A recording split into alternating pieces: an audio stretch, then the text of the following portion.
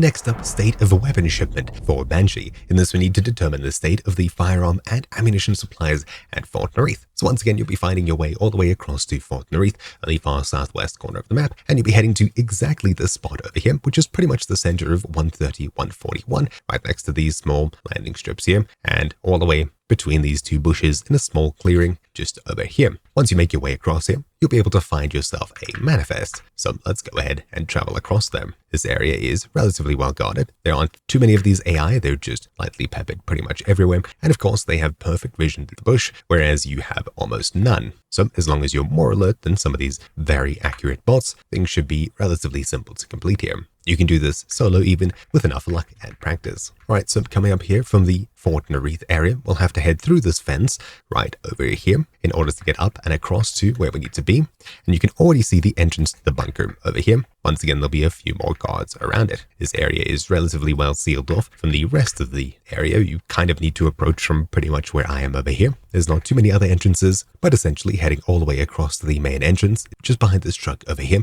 you should find a piece of paper sitting right here that you can pick up just underneath the bunker door here. There are also a couple of angry bots right above me. Anyways, you can pick up the manifest and you're practically done with this state of the weapon shipment quest. So now all you need to do is return back to base and hand it in. Once again, thank you all for watching. My name is Troubleshoot, and I'll see you all next time. Ciao.